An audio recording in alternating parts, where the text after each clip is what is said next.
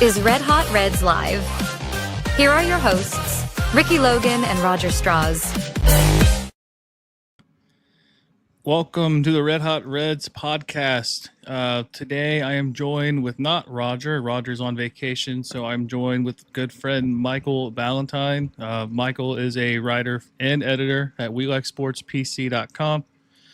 You can find his podcast, the 643 and Out Guys, the Sports Truth, on his X page and his YouTube. Both links are in our description. And today's show we're brought to you by Dubby Energy. Dubby is the only zero sugar focused energy drink that you can get on the market. It's a drink mix. It is really delicious. Roger swears by it. You can use the code RedHot10. I'll put it up on the screen here. RedHot10 at dubby.gg. The link is also in the description for that to get 10% off your order at checkout. So go check out Dubby, support them, and support us. All right. Michael, I wanted to bring you on because there's some things that are happening in the Reds world right now. And for one, today's loss, brutal. It just stinks. You win a game in the fashion that you win yesterday, and with TJ Friedel robbing the home run to end the game, basically a walk-off robbery. But what were your thoughts on just yesterday and today in general? Well, shoot. Well, first of all, thank you for having me on. Appreciate that. Red Hot Reds, man, I'll be on this show anytime. I think you and Roger do a fantastic job. So I'm certainly not going to try to fill Roger's shoes. I'll just put one foot in and dip it in the pool a little bit here. So as far as your question, though, man, yesterday, I think a good robbery is better than a walk-off home run, to be really honest with you. Yeah. The dramatics that happened with that whole thing, and then I'm sure you saw the interview with Jim Day afterward, where TJ was talking about how he was tracking it and everything, and just a neat thing to be able to see. And TJ Friedel has, I got a really great TJ Friedel story because, as you know, I do a lot of spring training. I'm here in Arizona, so I get to do that. Myself and my buddy Tony Fryman, who is man, we got to give a shout out to Tony here real quick. I know you don't know Tony personally, but he's going through some cancer treatments right at the moment, and man, I love you. I wish you the best, buddy. So he was with me here at spring training. We were taking pictures. Both of us have really nice cameras that have the zoom lens that'll do like 100-to-1 or whatever, and we're taking pictures. TJ Friedel's a brand new guy. He was in. I think he came in as like a 7th or 8th inning replacement towards the end of a game. And this has been, several years ago, obviously. But as we're taking the pictures and stuff from behind home plate, and we took some pictures of him in the outfield, I had a lady come up to me and she says, so are you guys professional photographers? And we're both like, no, we just do this because we love this. And she gives me a Facebook account. And she says, "Can I get you to send me those pictures of TJ to this Facebook account?" Sure. I didn't ask any questions. Didn't question it whatsoever. We're like, sure. If you want the pictures, we're not getting paid for it or nothing. So sure, we'll help you out. We'll send everything to you. That ends up being TJ Friedel's mother. Oh wow, that's cool. So, we sent her a bunch of pictures of him. She was very grateful. We actually got a couple of tickets to the next year's spring training games and stuff that she helped us out with and everything. So a really nice, we haven't really kept up on that relationship as he's gotten, more and more popular. And I'm not one of those guys that tries to pry. So, and I swear I'm only going to name drop once during the show. So that I wasted it really early in the show, but it was a pretty neat shot. And watching him and his maturation through, and I hope they sign him. It's the final year of his contract. I think it's going to be interesting to see what they do with TJ Friedel, but I hope they keep him on this team. So now today, I tell you what I saw today, and well, I can't say saw because I listened to it. I was driving around today. I had the XM satellite, so I love the cowboy. So I was listening to him. He was doing the radio play-by-play, and as many times as I heard first pitch and smack, the Reds went after the first pitch an absolute ton in this game, and they didn't get anything for it. I don't understand the hitting philosophy. As I was listening on some more with XM Satellite Radio today, I heard a cut because Terry Francona always goes on the show Loud Outs, which is on the MLB channel on XM Satellite, and they do a cut of him. And he says, "Oh, Chris Valenka does a great job at going over the hitting programs with all of our people. And even though we've not had a lot of success in the beginning, I don't think we can just move away from it." And I'm like, wait a minute.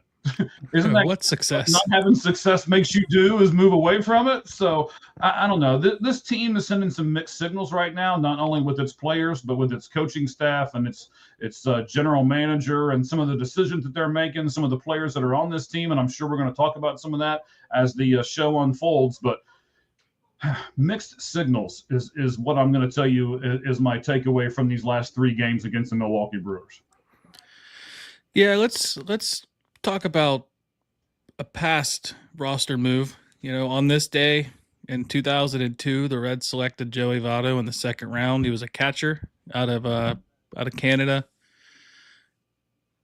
I don't want to get to the question right away, but do you have a Joey Votto memory maybe that you have? If you, I don't know when you moved to Arizona, but if you have any memories of Votto or what, like have a favorite memory? I mean, I told you I was only going to name drop once during the show. We man. got unlimited name drops. I don't care. So it was right after. I'm not 100% sure what year it was, but it was when he got really, really popular, like social media wise and on television wise, when he was doing the whole Mountie thing with Chris Rose and Kevin Millar on Intentional Talk. So it was like 4 or 5 days before spring training officially starts. And to show you how much of a spring training nut I am, I went out to the back fields, which, by the way, man, I got to get you on those back fields. You and Roger both, before it's all said and done, man. We got to come out here, and I got to get you on those back fields. But I was on the back fields. I was with another gentleman who I'd never met before in my life. We kind of crossed paths as we were walking back around to the back part of the field, and he was like, "Hey, do you know where to go?" And he pulls out this picture of Joey Votto as the Mountie. And he had a nice 8x10 of it. And he was like, "Man, I want to get this thing signed so bad." And I was like, "You don't have a clipboard? All you've got's a picture?" And he's like, "Well, I got this ballpoint pen." And I'm like, "Man, that ballpoint pen is not going to sign that picture." So I'm thinking amateur, but so I had extra markers. I had an extra clipboard because I always carry all this stuff with me. And so I had a couple cards, and he had the Mountie picture. And Joey Votto is taking ground balls behind first base. So we walked right up to the fence and we waited very patiently. We were the only 2 people in the entire spot, right? There was all kinds of players out there. Joey Votto standing over there taking ground balls. He did it for a while. And the guy showed he starts waving his little Mountie picture around attached to the clipboard. And Joey comes over and signs the Mountie clipboard. And I've got 2 cards on my clipboard. But I'm not the guy who tries to pry and who stuffs things in people's faces and all that. The way I look at it is I'll stand there and I'll be nice and kind. And if they want to sign, great. If they don't, I completely understand. So Joey Votto grabbed a hold of the clipboard, signed 2 of those cards that I had there on the clipboard, thanked us both for being there, took a few moments to talk with both of us. And I was just like, Joey Votto just spoke to me, right? So it was a really neat thing. He and I kind of got I don't want to say we have like some big, huge relationship because we don't, but I was there a lot, and so was he. For those of you who have been to the backfields with Joey Votto, during spring training, almost every game, he would leave a batting glove in the corner of the dugout. And he would say to somebody, "Hey, get this kid or whoever it is to come get this batting glove." And so it was, I got that spot several times where he would be like, "Hey, I remember you. Make sure a kid gets this." And he would literally leave the batting glove he just used in the corner of the dugout. And I'd make sure a kid would come up and get it. So just little things like that most people probably don't know that Joey did. He was really, really good with the fans. And man, I can't believe it's been 22 years ago, I think, when they signed him. It was 2002, so 23 years ago. Wow. Yeah. Can't believe it's been that long, man. Yeah, which is kind of where I wanted to get at with this question is, where does Joey Votto rank, in your opinion, in Reds history? Because the one thing about the Reds, and I hate to draw a comparison to the Yankees, but the Reds are one of the few teams that you can go down a laundry list of just legendary players. I mean, the 75, 76 Reds are on par with the 27 Yankees, in my opinion. I mean, they might not be there, but they're close. So I guess I might start this one off. I'm gonna say I don't think he's quite Mount Rushmore, top 4. But I think he's close. I'm going to say top 6. If I had to rank, and I'm not going to do this in any specific order, but I think the obvious one's Pete Rose. Pete Rose would have to be number 1. But then anything after Pete, you got Barry Larkin. You've got, Joe Morgan, Johnny Bench, and then you could, I don't know, maybe you could throw in, I don't know. It's tough. Just there's so many that you feel like you're doing a disservice. I'd probably say 5. I'd put him at 5. He's top 5 in my opinion. I'd probably go, if I had to do an order, I would go Pete Rose, Joe Morgan, Johnny Bench, and then Barry Larkin, and then Joey Votto.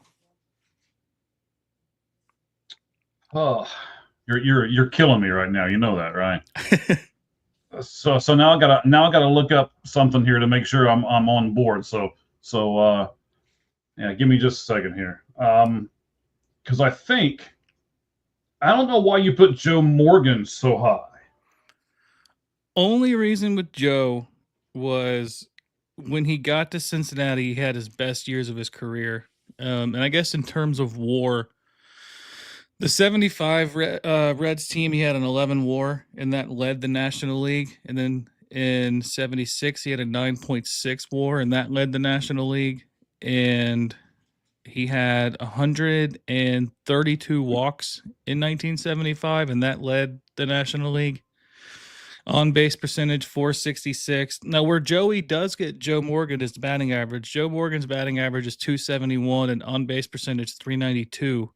And Joey, I think he finished with 297 batting average, 296, somewhere high 290s. But he had a on base percentage over 400. So, yeah, you can make the argument that you could put Joey over Joe Morgan. I'm going to tell you that I've got 1, 2, 3, 4, 5. I got 6 people on this list right now, and Joe Morgan's not on the list yet.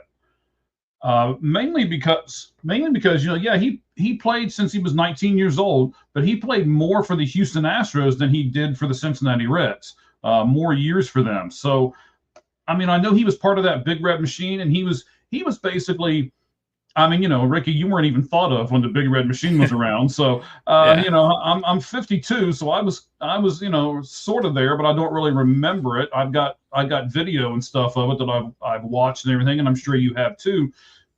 Joe Morgan was basically the final piece to that puzzle. Like, they had 3 of the corners, and they had everything kind of filled in with their other players, with like Griffey and all those kind of guys. But Joe Morgan was kind of the last piece that they needed. So in that realm, I'll give Joe Morgan a lot of credit for being that last piece and basically pushing them over the edge. But as far as if we're ranking Reds, I don't think I'm gonna. I mean, I don't know. I think I'm gonna put. Well, you know what? Let me give you my 6. Okay. And 2 of the 6 people you haven't even mentioned. I know where you're going with this. Maybe you do. Maybe. So number 6 you didn't mention. I think he's one of the most underrated shortstops in all of baseball. David Concepcion for me would be number 6. Should be a Hall of Famer. Absolutely, he should be a Hall of Famer. One of the better defensive catchers that I've ever seen play the game.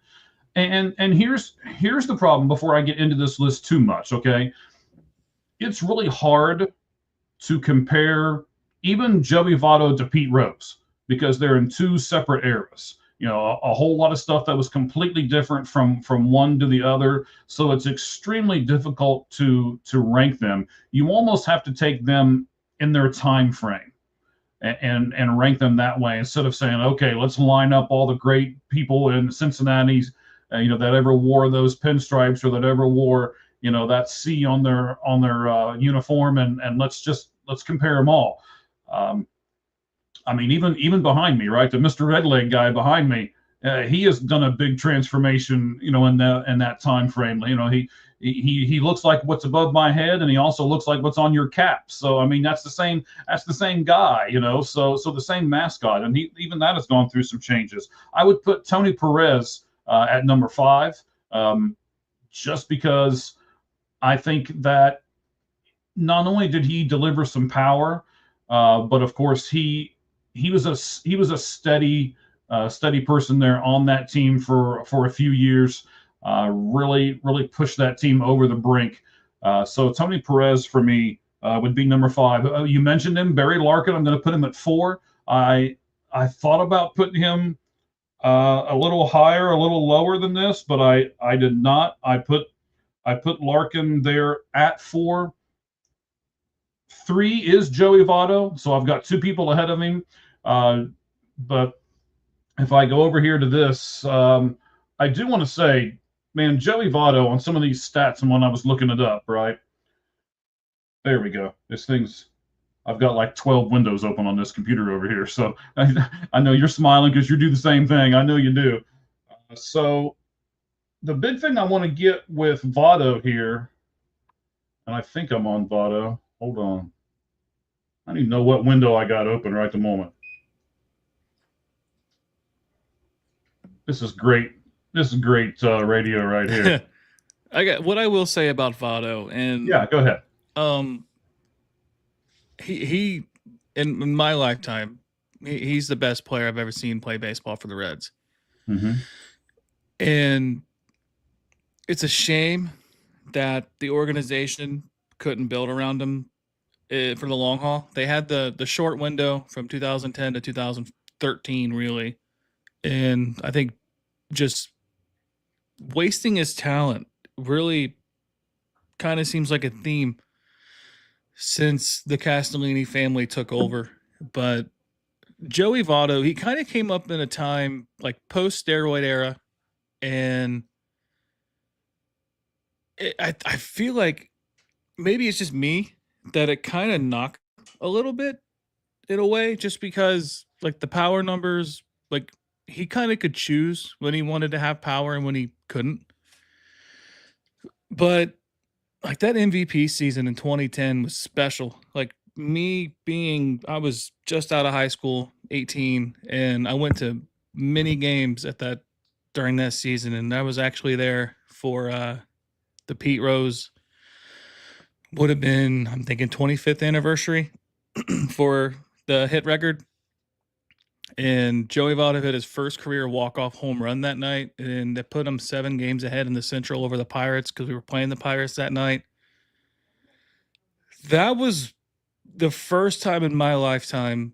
I was born in 1992, so I missed all. I missed like all Reds. I was born in 1992. I graduated high school in 1991, right? So okay, please continue, sir. But I missed.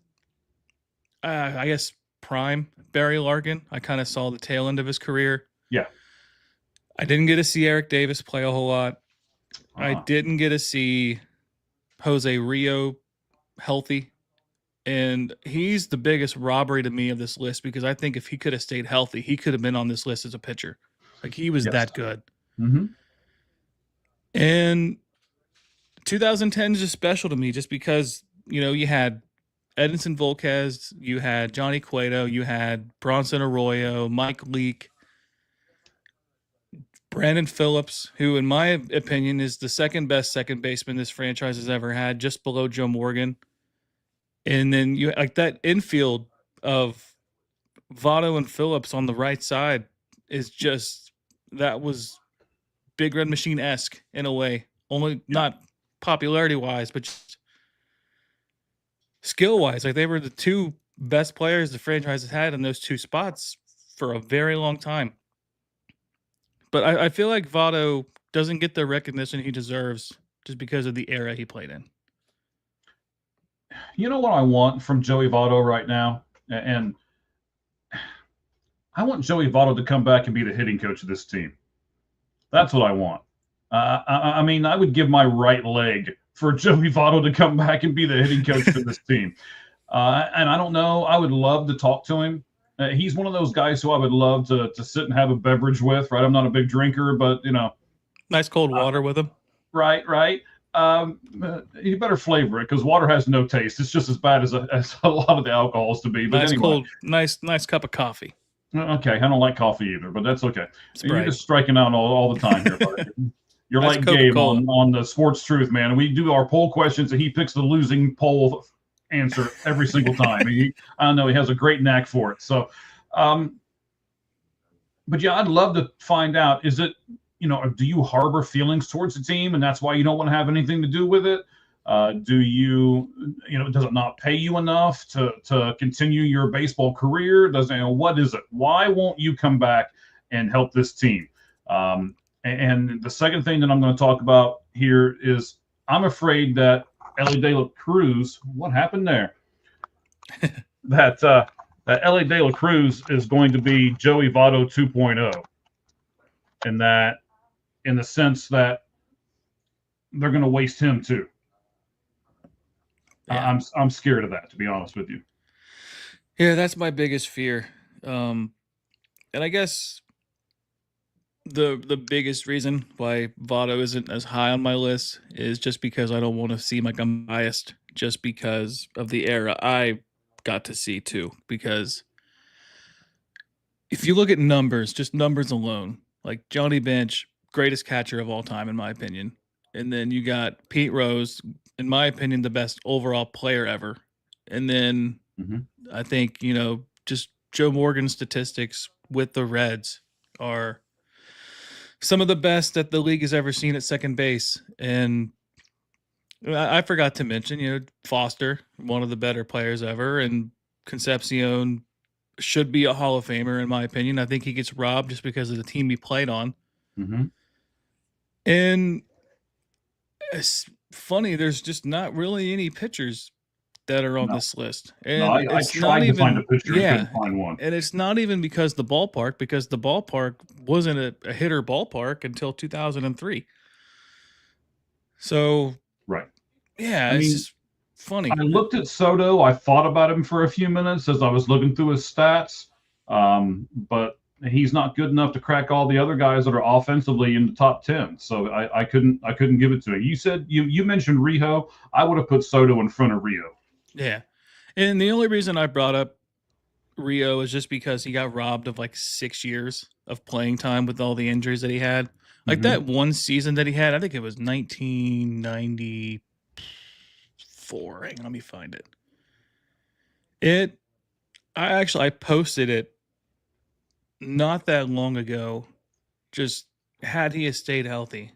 He's got a 36.5 WAR as a pitcher.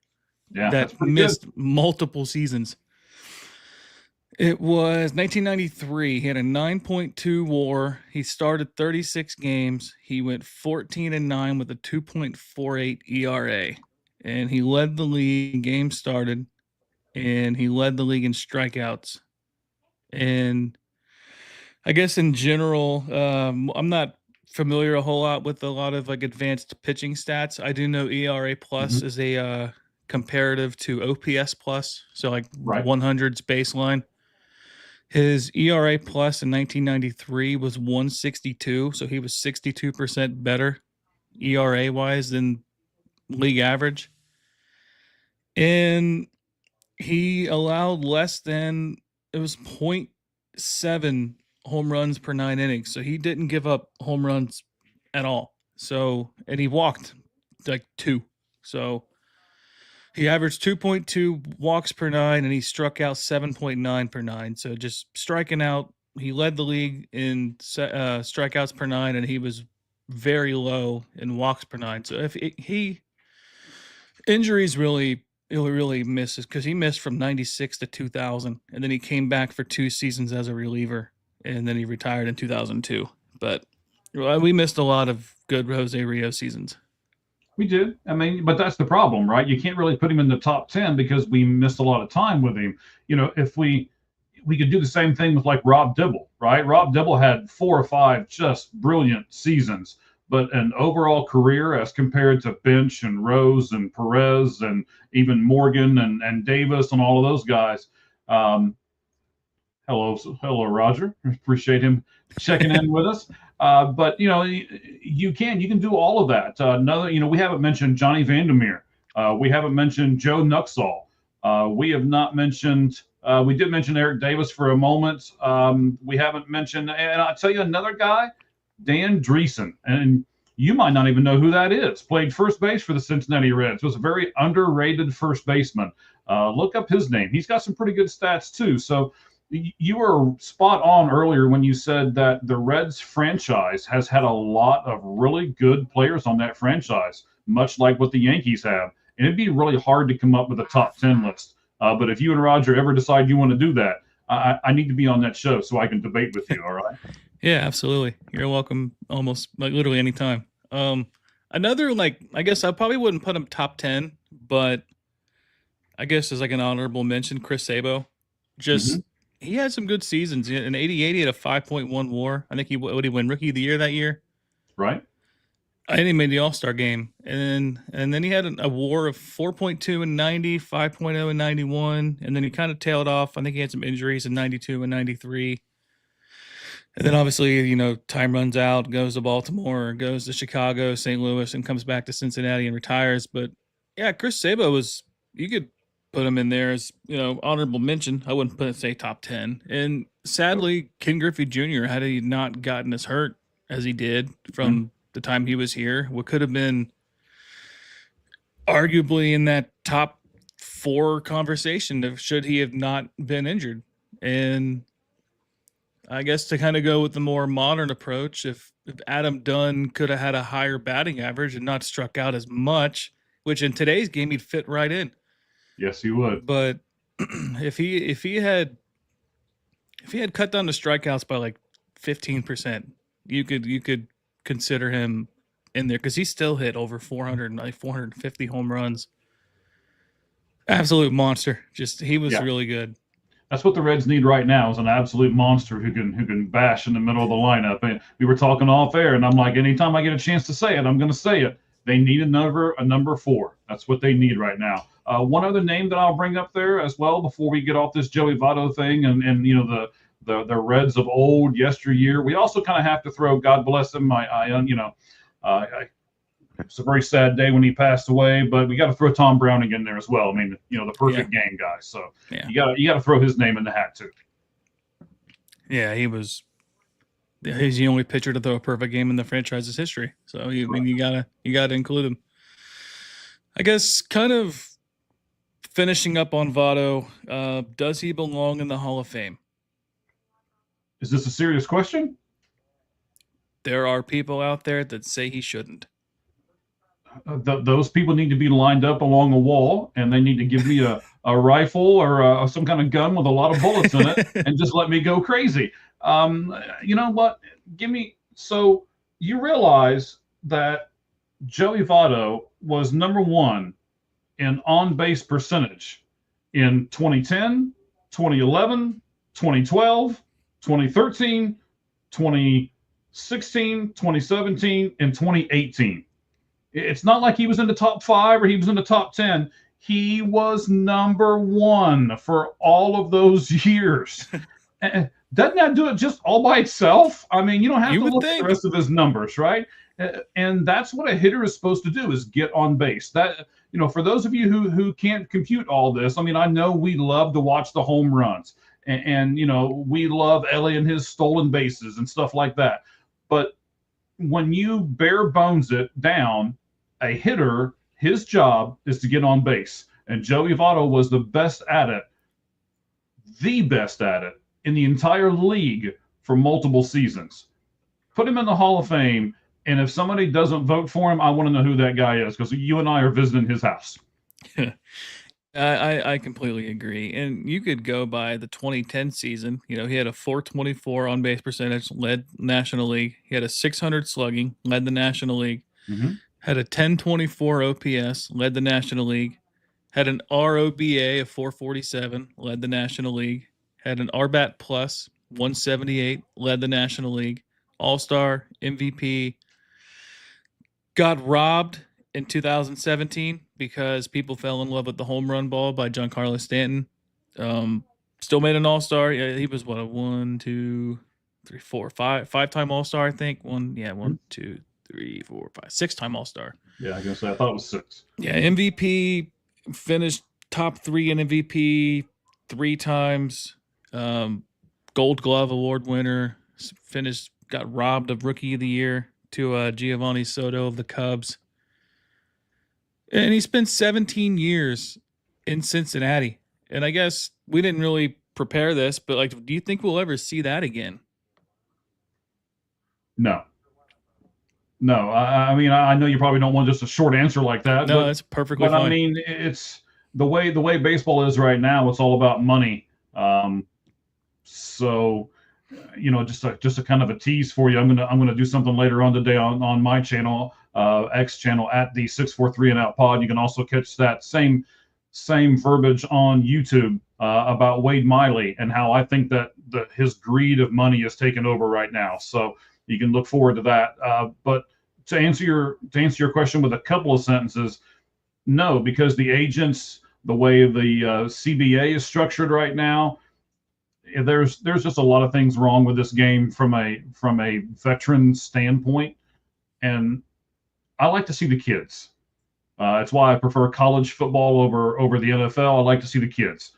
So without getting on my soapbox and going all crazy, I will say no, but I cross my fingers that maybe Ellie can give us at least double-digit years. Yeah, I agree with you. I don't see it unless somebody gets drafted by the Dodgers, becomes a legend, and sticks with the Dodgers, or gets drafted by the Yankees, sticks with the Yankees. It's going to be a big market team if it happens. It's never going to happen again in a small market team unless the CBA changes, which kind of takes us into our second topic. Reds number one draft pick last year, number 2 overall, Chase Burns, just been tearing it up this season. Mm-hmm. In 10 starts, he's 5-3. He's got a 1.93 ERA, 69 strikeouts, and 46 innings pitched. He has a 1.93 ERA.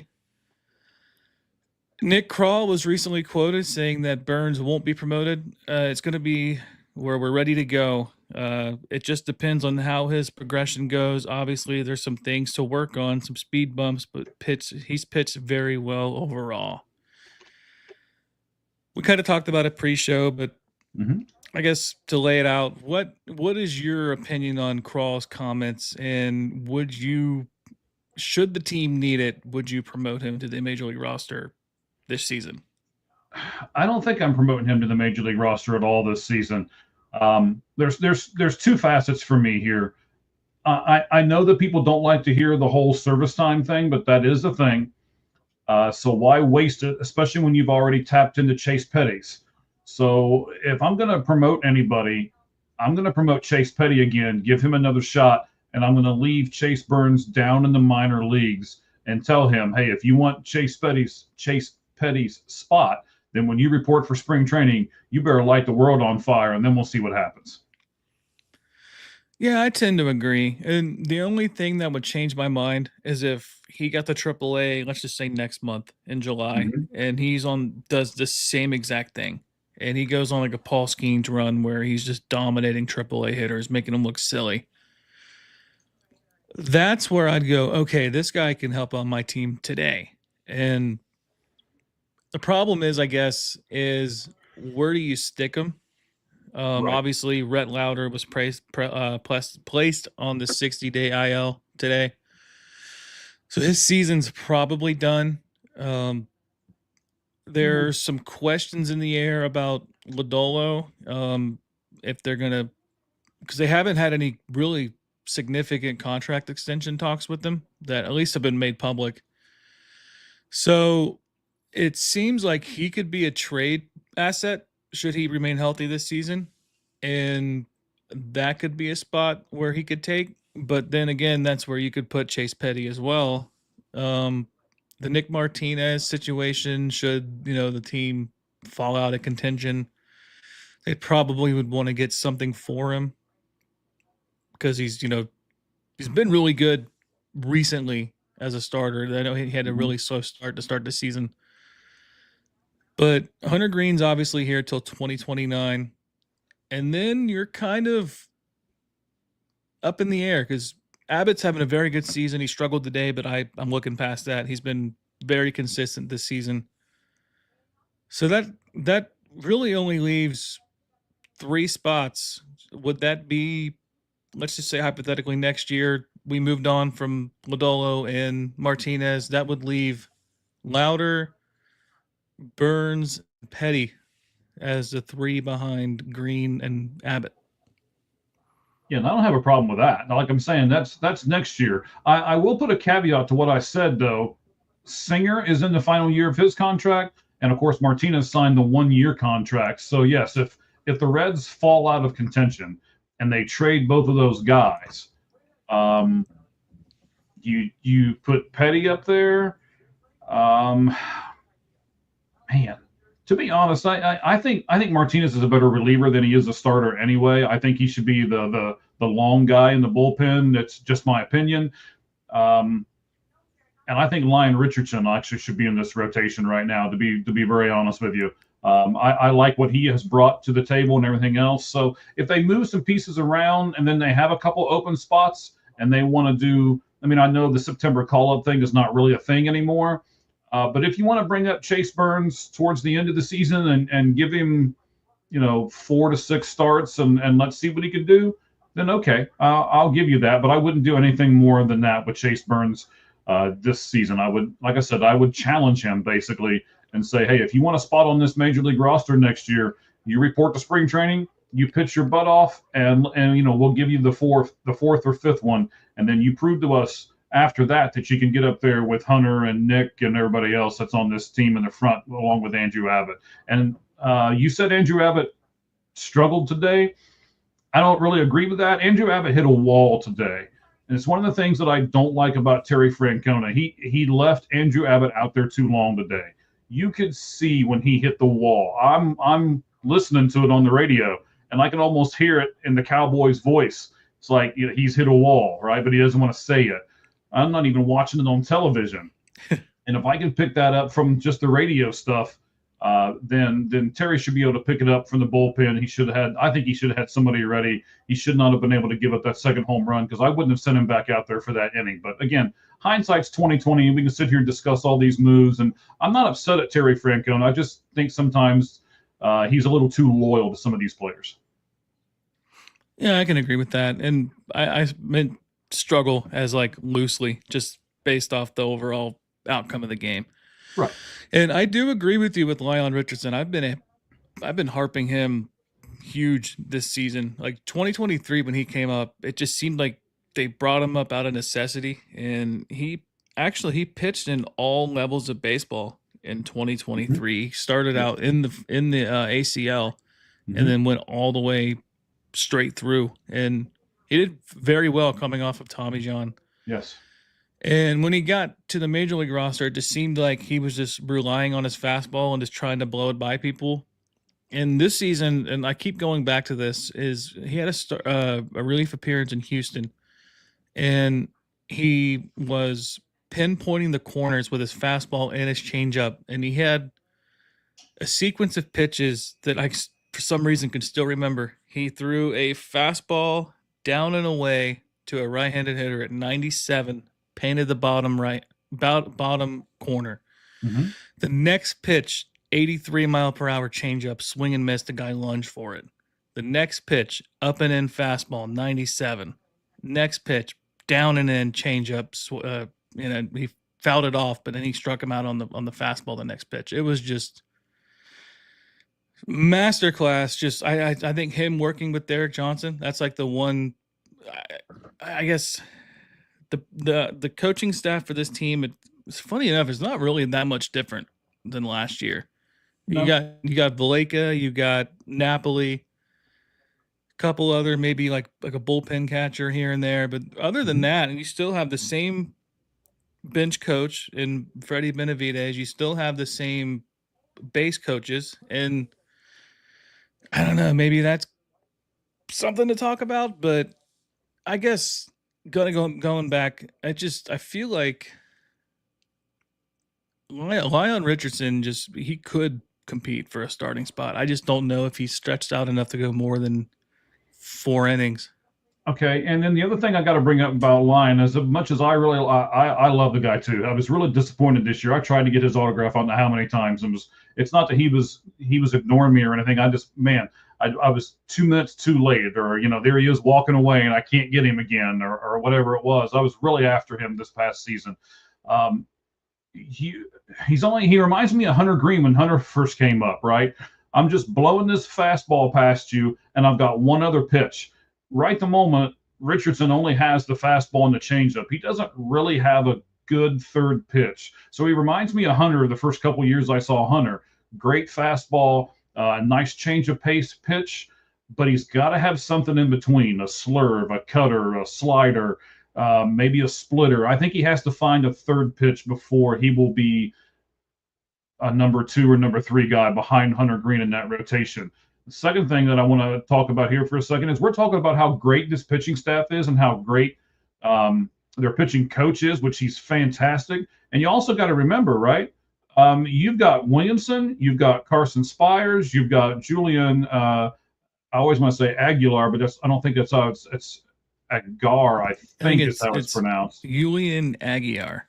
Aguilar, something like that. Yeah, okay. And you've got all of those guys along with Lauder on the 60-day IL. I mean, you've got almost a full rotation on the IL that's supposed to be up here helping you right now, yet pitching is our strength.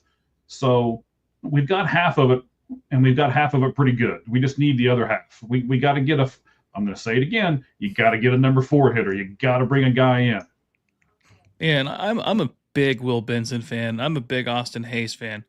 But when one of those guys is your 4, that just is not enough. They're a solid 5, put them in the 5 hole.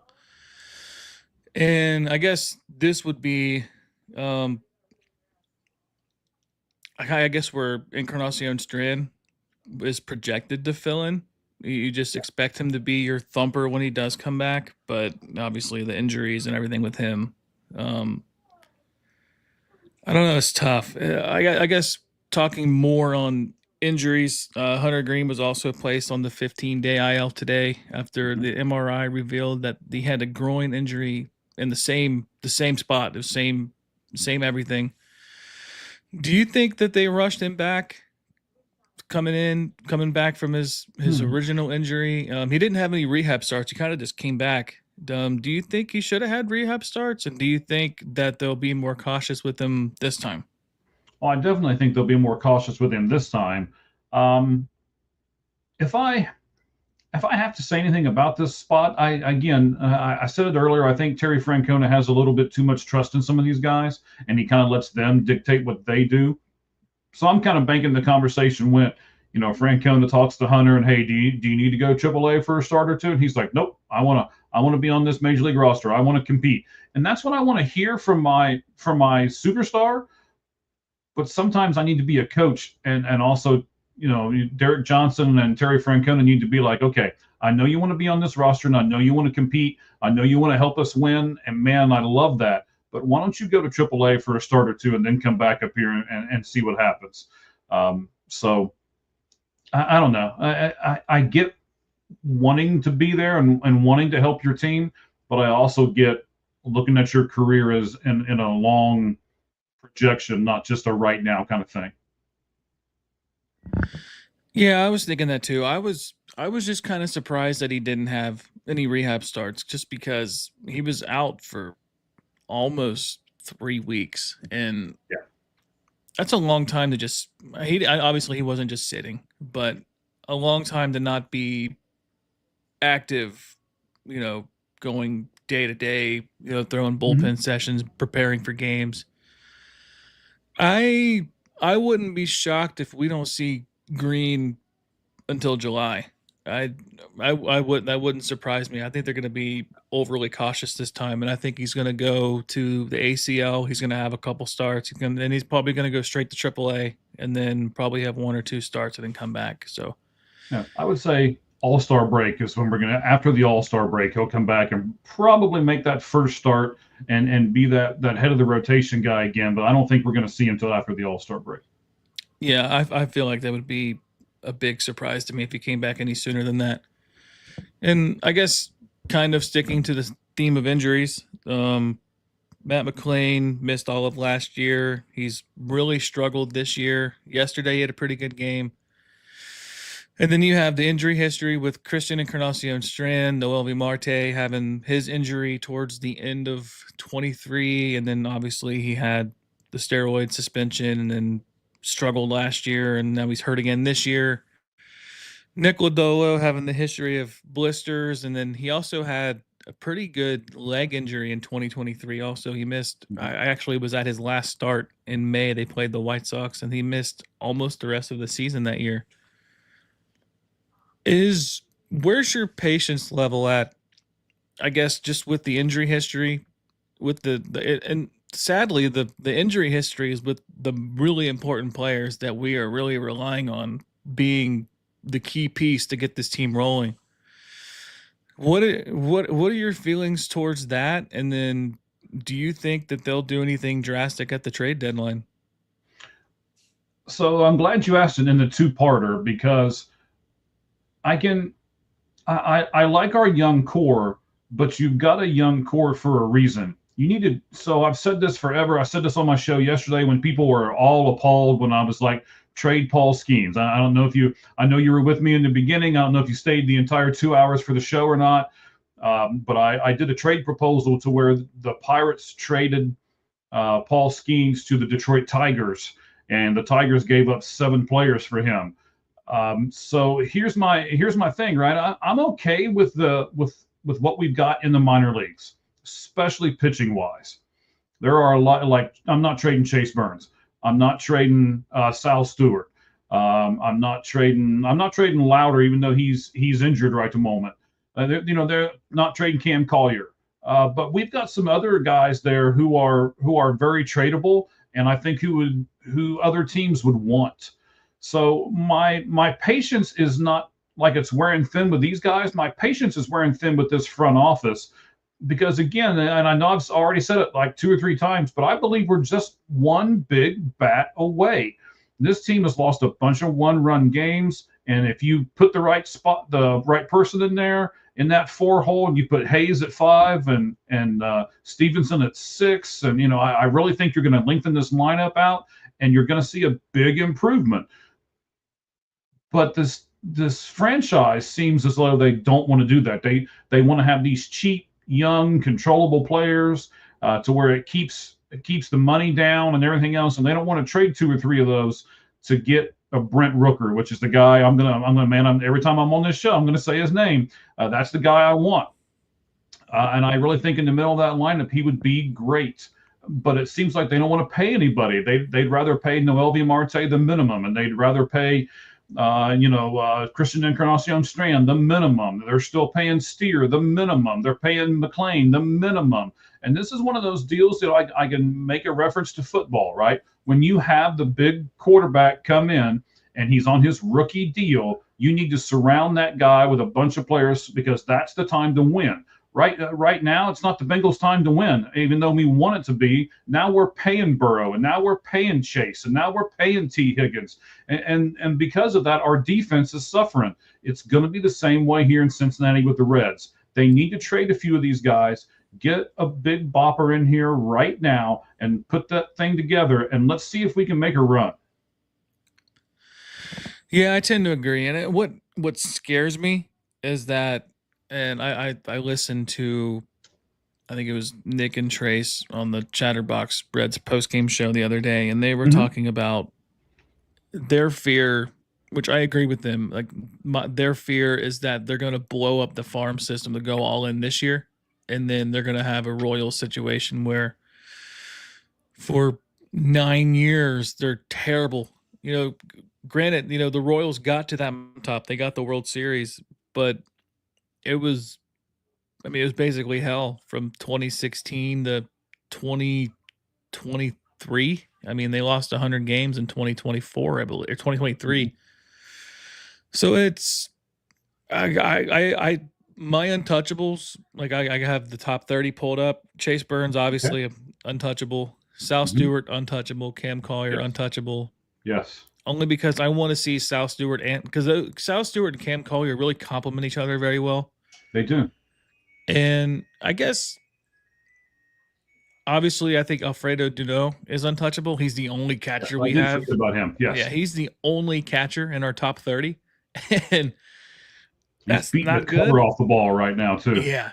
And after him, I mean, Tyson Lewis, if you get a chance to go see an ACL Reds game, he is one you got to watch. He is really good. He's second-round pick out of high school. I was going to go see an ACL game, and then somebody called me somebody sent me a text and says, "Hey, can you be on my show?" So, okay, fine. But Tyson Lewis, man, he's a high school kid out of Nebraska. They drafted him in the second round. Mm-hmm. This season, he is batting .358, .417 on base, .528 slugging, and that's in 53 at bats. He's got a home run, 3 triples, 5 RBIs, and 8 stolen bases. But where's he going to play, Ricky? Where's he going to play?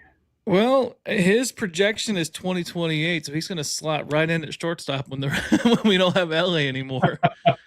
Okay, I'll give you that. Because I really think, and I'm sure you're going to agree with me, right? Sal Stewart's the future at third. Yeah. Cam Collier's future at first. Cam Collier's at first base, right? So to be honest with you, I'd be okay in trading Encarnacion Strand right now. Because I think Cam Collier's here within a year. I think Sal Stewart could be here right now, to be very honest with you. But I don't want to rush him all at the same time. And you've got Noel B. Marte and you've got Candelario, who's, in the, wherever he's at in the minor league system, trying to do whatever he's trying to do. But so wouldn't it be, think about it. If you could have Collier, McLean, Cruz, and Stewart across your infield. Yeah, give me that infield all day long.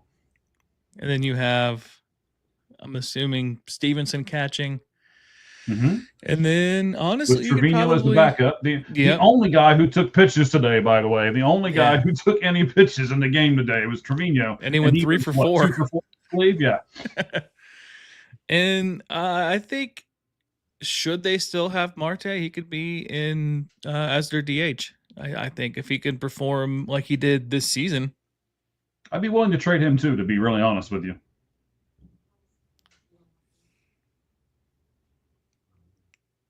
What? What are you staring at me like that for? I was waiting for you to read this comment. Oh, hang on. Reds, it's like I said before, need power. Type hitters, better hitters of contact. Yeah, 100%. Thank you. I appreciate you making me look smart because I'm pretty ugly. So at least you made me look smart. Yeah, that's 100% what they need. And there's 4 or 5 guys out there. I don't expect them to go out and get Ronald Acuna Jr. I don't expect them. Now, you really want to make me happy? You really want me to? Man, I will travel to Cincinnati and stay there, and I will watch some games if they go out and get Kyle Schwarber. That'll really make me happy, but I don't see them doing that either. Like I said, I think the guy I'm really wanting him to go out and get is Brent Rooker.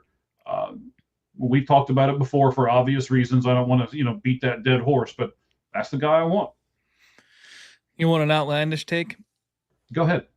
I love outlandish takes. If the Angels would take on 75% of his remaining salary, give me Mike Trout. DH. Don't even put him in the field. DH him. We don't really need him in the field, right? You've got, you got Friedel. Okay, you've got Hector Rodriguez coming up soon at center field. You've got Reese Hines in the outfield. You've got Will Benson. You've got some guys coming within the next 5 years, like Adolfo Sanchez and Arnaldo Lantigua, the guy we got from the Dodgers. The guy we got from the Dodgers, yep. So, and if Benson doesn't make that catch today, they lose like 12-1. Yeah. And when the bases were loaded, I think that was in the 8th, I believe, in the 8th inning when Wade Pitiful Miley was out there trying to do something that he couldn't do. So yeah, if he doesn't make that catch, and he made a really good catch yesterday too, battling the sun. out there in left field as well. So yeah, I mean, I like Jake Fraley. I like all those guys. But Connor Joe and Garrett Hampson need to be replaced. They're killing this team right now. They're not doing anything. They're almost like replacement players. They're a roster spot. Yeah, that's what they are. They are a roster and if spot. this team has aspirations of competing, those two players need to be replaced by a couple other ones. Yeah, I 100% agree. It's when I saw, and it was funny. I was on the pregame show like an hour after they announced the signing, and my co-host, his name is Mike also, and I looked at him before we even went live. I was like, Garrett Hampson? Like, we had to go on Baseball Reference just to figure out who this guy was, and when we figured out that he was who we signed to a major league contract and then demoted Reese Hines, who is, granted, wasn't playing every day, but neither is Garrett Hampson. No. The only legit power threat off the bench and could play, splitting time with Benson. Benson's not doing great against left-handed pitching. It blew me away.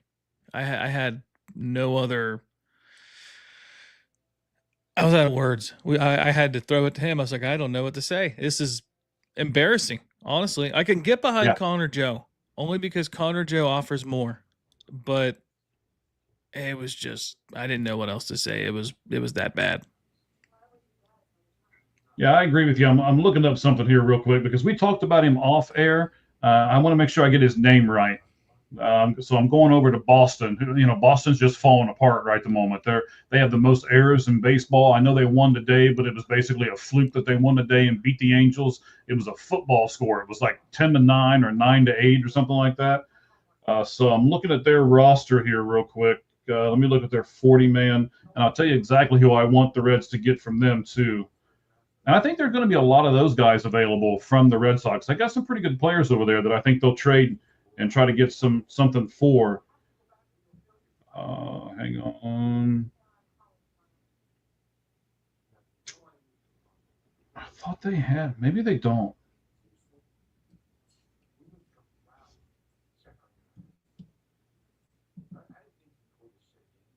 Hey, why don't we just go out and get another catcher? Just give us Connor Wong, right? We can carry 4 catchers. That's what we'll do. I mean, we have Austin Wynn sitting on the bench, and he's just taking up a roster spot too. Yeah, I mean, he's another guy that needs to go. I mean, we've got 2 catchers. That's really all you need. You really want to make me happy? Go get Hunter Goodman from the Colorado Rockies. He can play left field, he can play the outfield, and he can catch. If you really want to carry a third catcher, at least let him play the outfield too. All right, so. And if you look at his stats, if you pay attention to our show the other night on the Sports Truth, he was my catcher for the National League because, as we all know, every team's got to have a representative. So I gave Colorado their representative. And if you look up his stats, I like him a lot, and I think he could be a really big contributor. He would be much more than what Austin Waynes is doing for us right at the moment.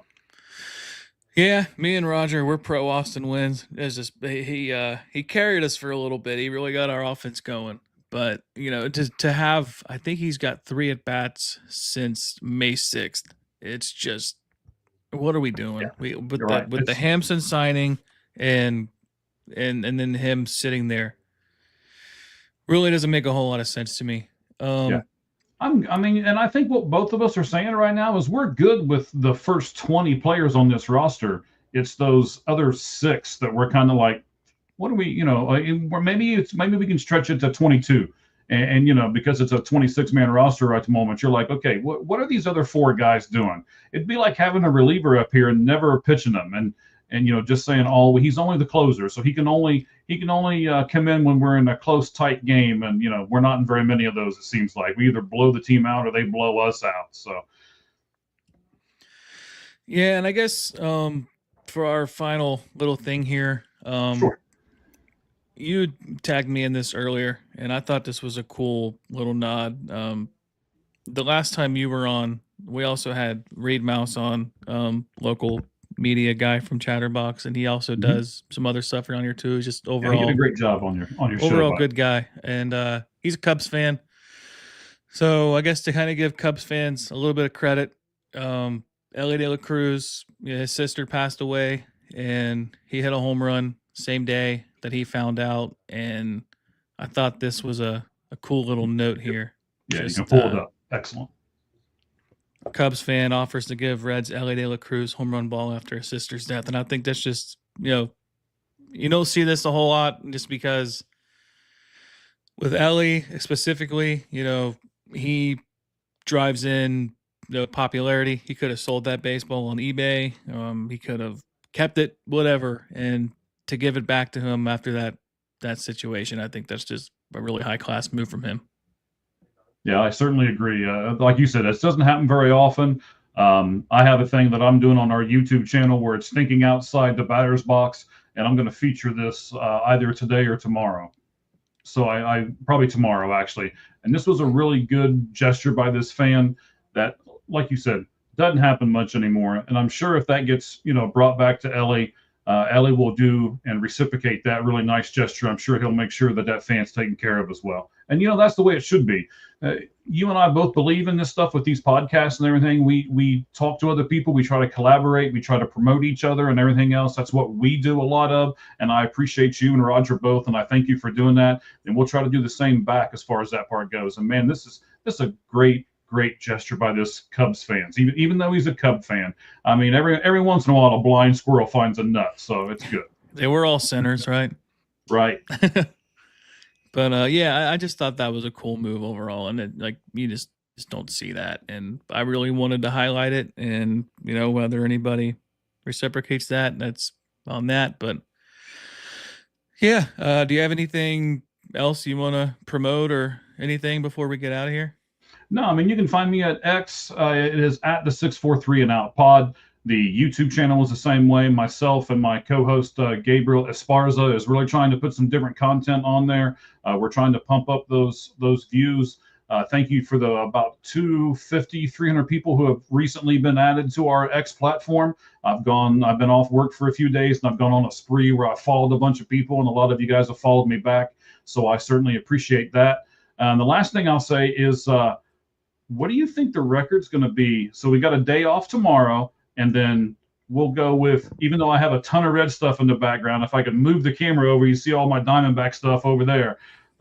So you got Reds at Diamondbacks Friday, Saturday, Sunday. I know the Red starters will be, let's see here.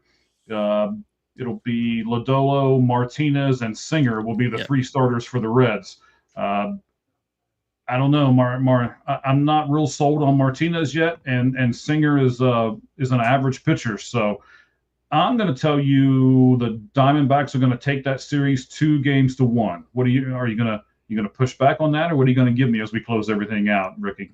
I tend to agree. I think we're going to win. I think we're going to win the middle game of the series, and we're going to continue our streak. I don't know if you saw the stat today, but the Reds have lost 39 consecutive series after losing the first game. This dates back to July of 2023. And they've lost 12 consecutive series against the Brewers. So brutal. And hopefully, for my sanity, we can get 2 out of 3. But I tend to. Do you know who your starters are? I know that Corbin Burns had the injury, but they didn't say how serious it was. It didn't seem like it was. Pitch. Yeah. Give me just a second. I might be able to find it for you real quick. Let's see, Friday. I don't think.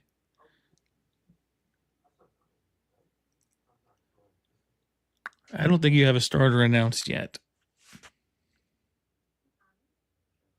I'm assuming it would have been Corbin Burns on Friday. It should have been Corbin Burns, I believe, on, let's see, with the day off in there. Yes, it would have been Corbin on Friday. So it's probably going to be Ryan Nelson. And then it will come back around, and it'll be Kelly. And they're also saying that Erod is coming back this weekend. So Rodriguez is going to come back and pitch for them. So he may either do that middle game or he'll do the day game on Sunday. So you should get some form of Nelson, Carson Kelly, and Eduardo Rodriguez. Yeah, I was kind of hoping that we'd see Brandon Fott just because he's local kind of. He's from Louisville, so that would have been kind of cool just to have him have family. I'm sure he's going to be happy to be close back to home. It's only an hour and a half away from Cincinnati, so Yeah. I'm sure he's going to get down, and they probably were going to get there tomorrow, so he's probably got a day to go visit family and stuff, and I'm sure he's going to have family at the ballpark. But yeah, thanks again for hopping on with me. I really appreciate it. It was kind of last minute. It was early this morning, but yeah, good. We're good, buddy. Anytime you need me, I will be as available as possible. And likewise, that's me too. So that's gonna do it for this episode. Like, subscribe, all that good stuff. Check us out on social media, the Red Hot Reds Pod. Shout out the Ohio Sports Talk guys, Doug and Jordan. Roger on vacation. He's in Gatlinburg, so I hope he's having fun and spending time with his family. He's got 2 young kids too, so go to Dubby. Crazy, just like the Reds are us. I'm sure. And check out Dubby, dubby.gg. Use code RedHot10 for 10% off your order. And let's go Reds. We're the Reds. Red hot. We're the Reds. Red hot. We're the Reds.